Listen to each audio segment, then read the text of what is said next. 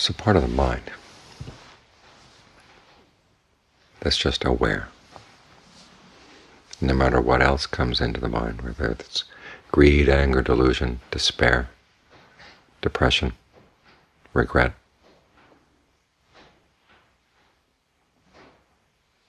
fear,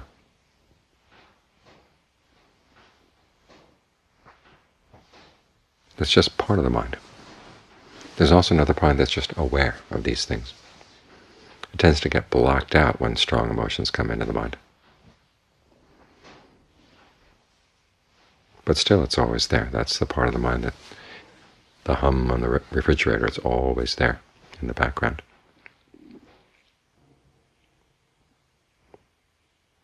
Or maybe a better analogy would be the hum of the Big Bang that's still detectable all the time. And one of the tricks of the meditation is learning to get in touch with that. Not to regard it as an unusual state of mind, but have it as the background state of mind. It's kind of a shift of your center of gravity. Because for the most part, we tend to live in our emotions. We live in our creations, the little worlds we create for ourselves. And as the Buddha pointed out, there's a lot of suffering there. All these worlds require effort to keep them going. They have to feed off of something. When the Buddha says that becoming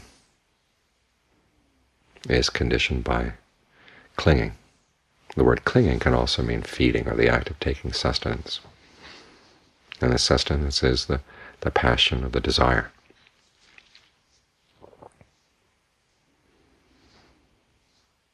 So once there's the desire, we get into it,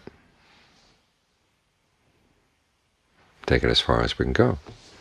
There's always a kind of an act of feeding going on.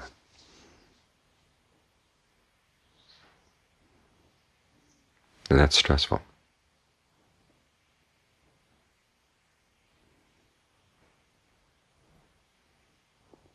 So what we've got to learn how to do is get out of those little worlds that we could create for ourselves, because otherwise you can create huge emotional storms that can blow you away. People talk about sitting and meditating and being blown away by their emotions to the point where they can't even sit anymore. Well, if you actually look at the wind from the outside, there's no wind blowing, blowing them off the seat. But it's these storms that get blown up in the mind, and they put themselves in the storms. And of course they're going to get blown around. But it's always important to remember that there's an awareness that surrounds the storms.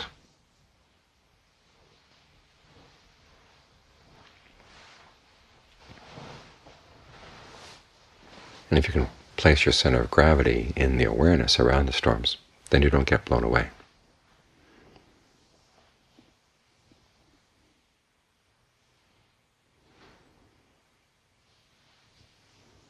And it's not that difficult to get out of the storms. You can observe them as they're happening. The trick is changing your center of gravity and keeping it changed. And one of the problems is the impatience that blows up as a separate storm. You get impatient. When are these storms going to go away? And then you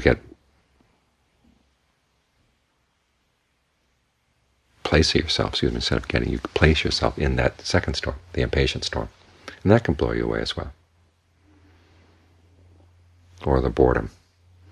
A lot of these secondary storms are the ones that hit a lot of meditators. So you have to watch out for them. You have to realize there's a space around those storms as well, too. You have to learn how to watch those from the outside. So much of the commentary going on in the mind is just this sort of thing. You pull yourself out of the storms that have to do with events from the past or events in the future. But then you let yourself get wound up in storms of the present.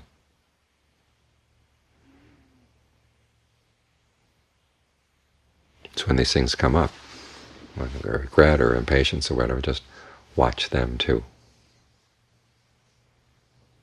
And they may seem awfully powerful and awfully real, but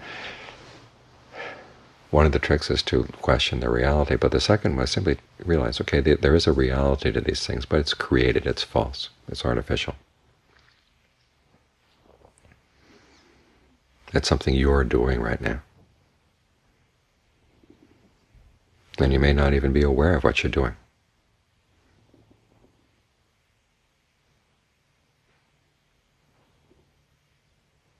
Back when I was younger, I used to like to write fiction.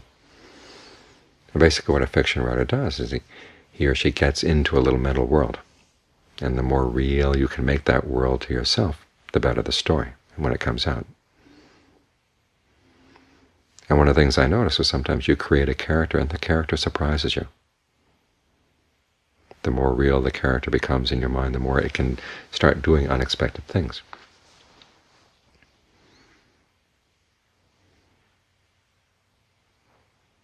And when that happens, then you start thinking, well, maybe this is really an independent character. But it's actually it's a figment of your own imagination. And the reason that these characters can surprise you is the same reason why you get surprised by things that come into the mind in normal world-creating activities or world-creating thoughts. In other words, we're so oblivious to what we're doing that it can actually surprise us.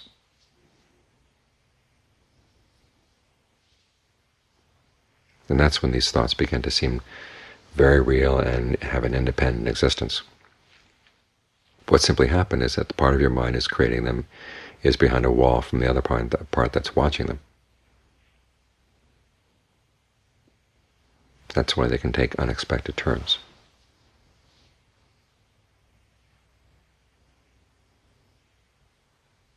This is why we have to get the mind really, really quiet, so we can get closer and closer to that part of the mind that just observes. And also so we can get clear about where these fabrications are coming from. Because when you get to the point where they offer no surprise, that's when you start getting disenchanted with them.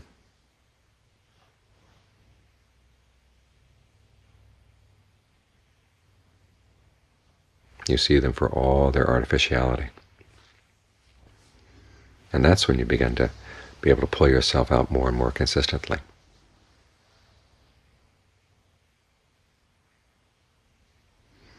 So whatever storms come brewing up in the mind, remember, it's just an event in your awareness. And there's an awareness that surrounds these things. And you want to learn how to give more reality to that awareness, give more weight to that awareness than you do to the storms.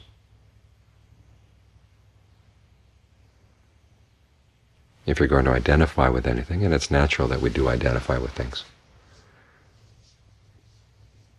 all along the path, learn how to identify with that very still awareness. May not seem very bright, very intelligent, very creative, but it's your salvation. It's what you can hold on to that's going to keep you from getting blown away. How many times have you seen people who are really very clever, very imaginative, very creative, and then something takes on an independent life in their mind, they can end up actually killing themselves simply because of these thought creations.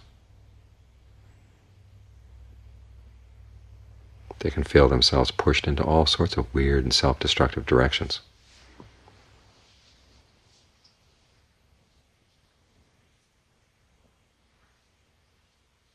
Simply because they can't let go of particular whirls of thought in their minds.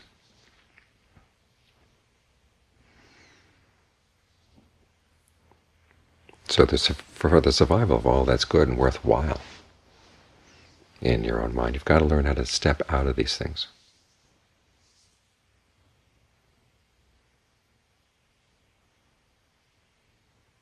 And realize that all of that simple awareness may not seem bright or clever. It's your real friend.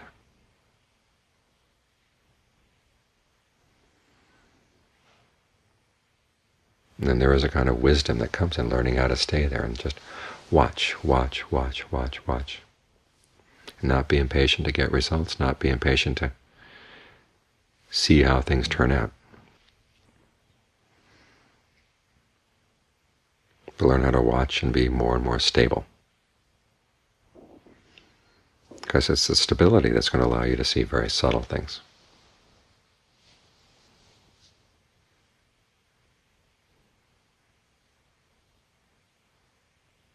To see the tricks that the mind plays on itself, the places where it pulls the curtain down,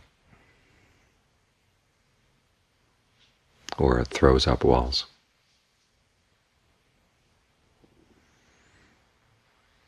To maintain its illusions.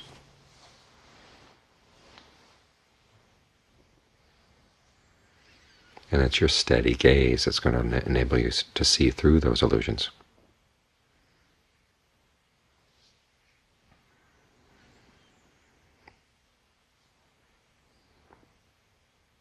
And at the beginning of the meditation, that basic watcher, the observer, may seem as unstable and as fragile as any of the other worlds you might create. But as you get more and more used to placing your center of gravity here, you find that it's a lot easier than a lot of those other worlds. It too is a kind of world. There comes a point where you have to take this apart too. But this is the more stable one. And you find over time that your center of gravity can begin to shift in this direction. And once it's here, then the qualities of stability and patience and endurance come a lot easier.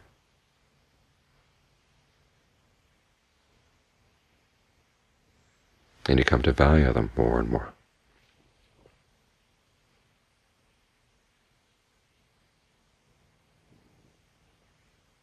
And although they themselves may not seem all that surprising, they do allow you to find out some very surprising things about the mind.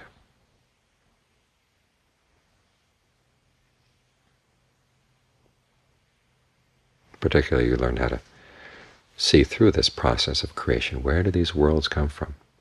I mean, this is how the Buddha discovered dependent co-arising. Just watching very patiently.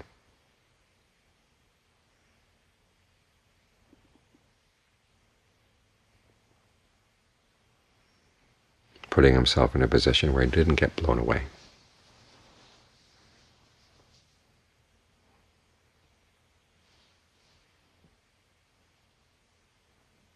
Like really good historians or scholars. Everyone wants to sort of get in on the dialogue of common assumptions and show that yes, they can engage in that dialogue as well. It's the people who say, well, stop, wait a minute, this doesn't make sense. Something's wrong here. And you step back to get out of a particular dialogue. That's when you begin to see it for what it is. The same thing that goes on in the mind. There's all these little signals and signs that the mind sends to itself, and it feels clever in order to say, yes, I understand that signal, I understand that sign, I'll play along with that. And then you get sucked into the particular world of those signals and signs. And John Sawat once said that one of his greatest insights in meditation was he saw how the mind liked to play make-believe with itself. It would have these little agreements, well, this is this and that's that, and all of a sudden you've got this whole world of becoming. Just because you thought you were clever that you could interpret the signs.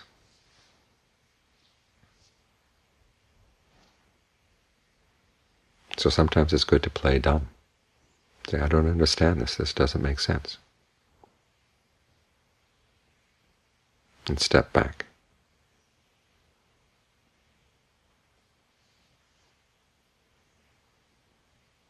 And that right there is a lot of the practice.